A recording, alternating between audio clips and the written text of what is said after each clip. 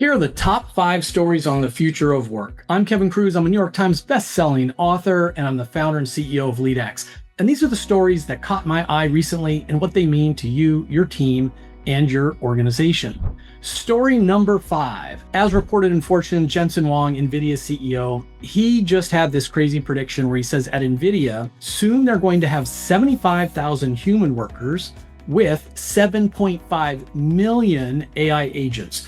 So 100 AI workers for every one human worker. I don't know if that 100-to-1 ratio is truly going to hold. I do know that this is the year of agentic AI. We talked a lot about it last year. Now we're actually putting it into action. Everybody's creating their own agents, their own robots that are working overnight on weekends on their own. If you think about prompting and prompt engineering, that was like so 2 years ago.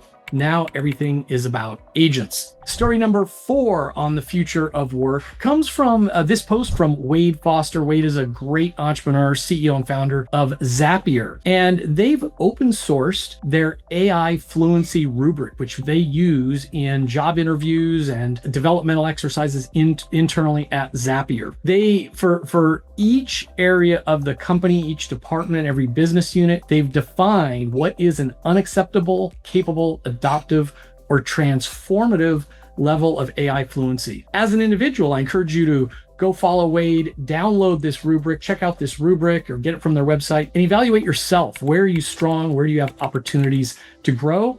As a manager, steal their rubric and use it the next time you're doing job interviews. Story number 3 on the future of work. This, as reported in the New York Post and many, many other places, more bad layoff news. This time, Oracle cuts 30,000 jobs. This is about 20% of their workforce.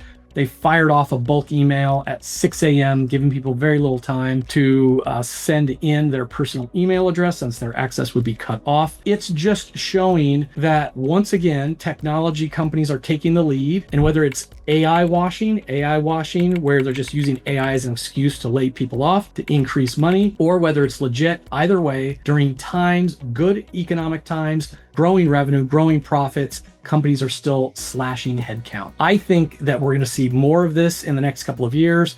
God forbid the next recession hits. That's when every company from mid-market to large is going to be doing this level of layoffs. Story number 2 of the week comes from Jack Dorsey. Now, he is the CEO of Block, and he, you might remember, just fired 40% of his workforce despite financial success. And he's come back with this essay published on X, formerly Twitter, with his VC company Sequoia, called From Hierarchy to Intelligence. And he basically is saying that, ever since Roman times, we've had this pyramid structure where the orders run down to the frontline troops, information flows up. He said that's because there was no way to really better share the data or the analysis. Now with AI, everybody has access to everything. And in fact, the analysis is done automatically. So he believes that the organization is intelligence and that people will just sort of float around the edges to do the things that only humans can do. He says they are moving to an organization that only has 3 roles, and there's no managers. Manager is not a role.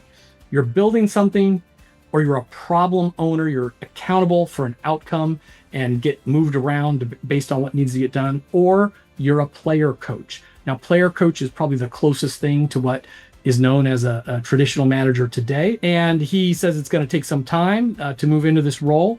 I am skeptical. There's been other attempts from Spotify and Zappos to have self-organizing teams and, organizations with no layers. And it generally doesn't work. I think people, they want support, they want leadership, they want clear expectations. And it is true that AI and agents makes all that easier.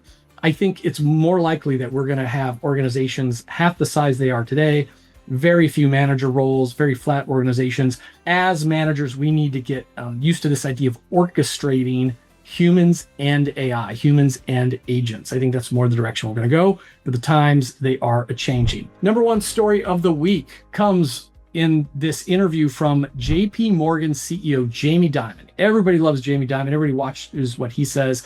He predicts AI will cut the work week down to 3.5 days, 3.5 days, and tells Gen Z developing your EQ is more important than ever. I disagree with the 3.5 days. If you have a job, you're going to be working 5 days a week at least. Otherwise, you probably just won't have a job. I do, of course, agree that in this age of AI, you want to thrive, you want to win, you want to succeed. It's AI plus EI. It's the emotional intelligence, the human skills that are going to make you stand out more than ever. That reminds me to encourage you to go to leadx.org. If you want to develop your colleagues' emotional intelligence, the emotional intelligence of your employees, visit leadx.org. Whether it's EQ, keynotes, workshops, train the trainer certifications, it's all based on Dr. Travis Bradberry's newest assessment and book, The New Emotional Intelligence. If you want to make sure you see next week's top 5 stories on the future of work, make sure you follow me on LinkedIn and click the bell so you get an alert. See you next week.